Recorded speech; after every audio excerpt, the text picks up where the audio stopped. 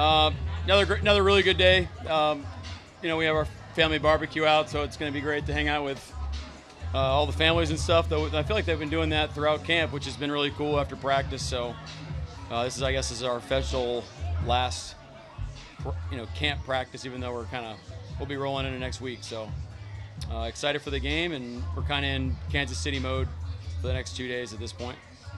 Can you tell us, I guess, what your plan would be with starters or who might play at all? Or? Yeah, same plan I told you. Might be a couple guys that will vary based on whether they get out there or not. We'll still kind of working through it right now, but our guys are going to start the game out. We'll see how long it goes. Do you need to see Sam Darnold in the offense all as a whole? Is he one of the ones that would play because of that? I don't think we need to, but I think it's the best thing for us. How's old little Timmy doing? He's good. He's just progressing, but he's coming along. Is next week or longer than that? Trying to pin me down. I can't give you a day, but I think it should be soon. Can you talk about the energy that Alphonzo Tuputala brings to your team? I know he's done a great job. It's hard to come in here at this point in the install and be effective, but he's got poise, and it's excited to see him come along. But he's done a great job since he's walked in the door. What was it about him that attracted you guys to him? Oh, we just had a previous exposure with him, and we're a little light at linebacker right now, so he's got a great opportunity ahead of him. I saw a player kind of get dinged up and then come back. How did you guys kind of figure out how much the player gets to decide? Am I going to play through this versus the staff saying? It's a beautiful question. We never want to put the player in danger of aggravating an injury or putting him in danger, but we do want to be aggressive with guys getting opportunities and pushing through things, and I think it's a case-by-case basis. But we had a couple of guys come back today that just got nicked up a little bit and cleared them, and onward we go. We had one guy that didn't finish practice and needs to go get imaged, and that happens too. Mike, assuming that Jackson cut play, what do you want to see out of him?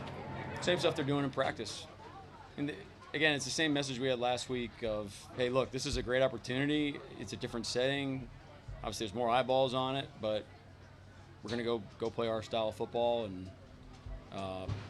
it's just another. I know it's cliche, but I'm looking forward to seeing our team go rip it, and then we can kind of move from there. So these guys have been working their tails off. It's hard talking to the guys on the sideline, it's hard for them to watch the game and not be a part of it.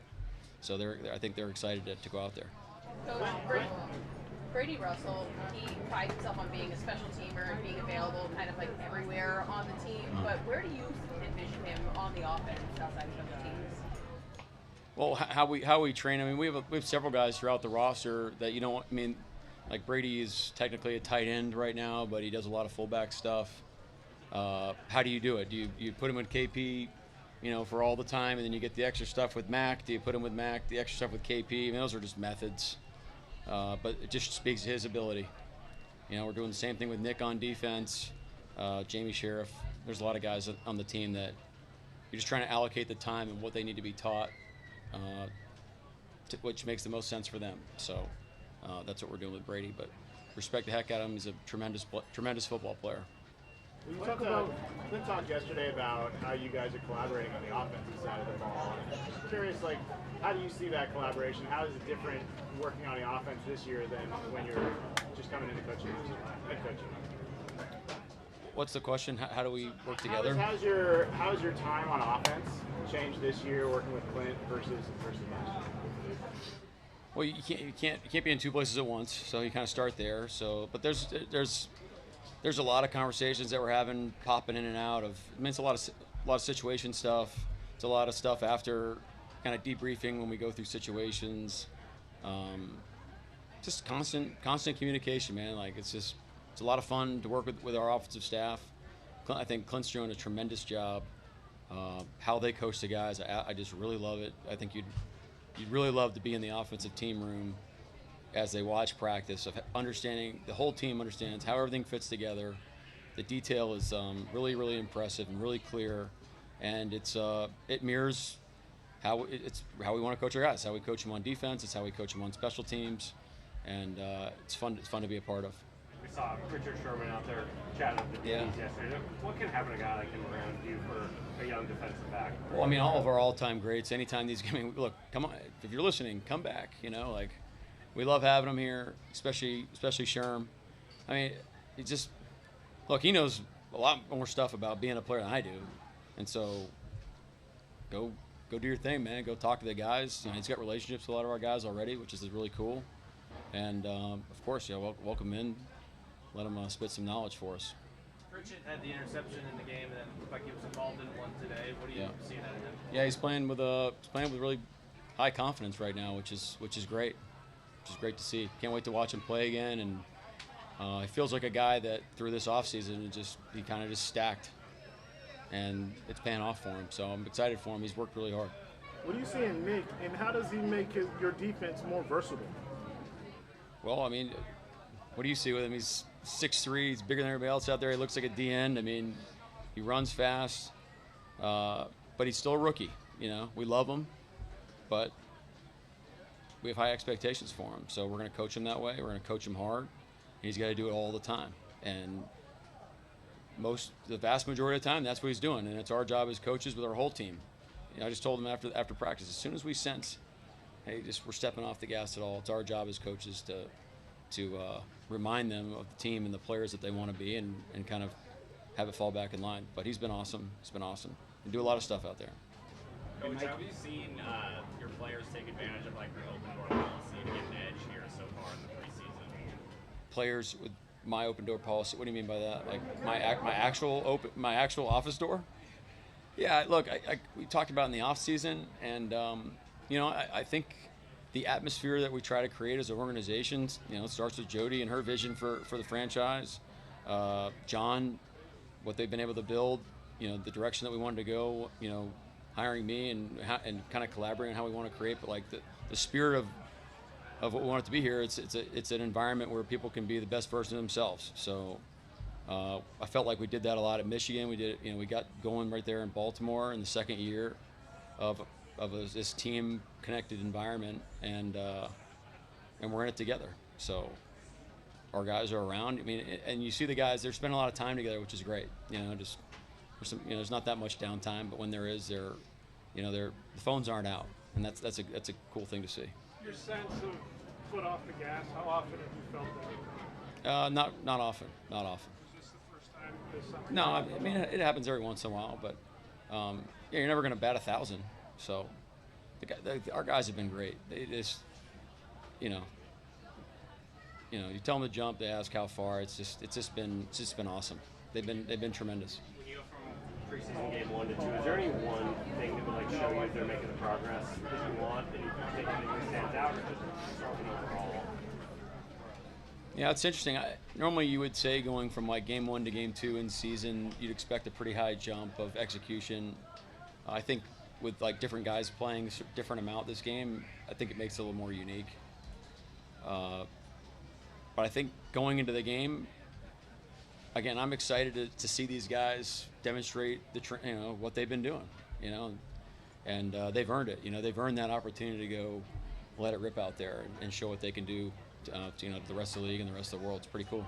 I know we asked about Jalen a lot, but just him from going from game 1 to game 2, assuming he gets some snaps this time as well. What was one? Oh yeah, I mean, look, you got a lot of stuff going through your mind first game going out there, and I think he just realized I'm just gonna go play quarterback the way that I'm trained to play quarterback, and see what happens, But I think he's only gonna get better, which is a beautiful thing. What have you thought about the camp that Dariq had? I think Dariq's had a tremendous camp. He's playing fast. I think he's playing as confident as he's ever played.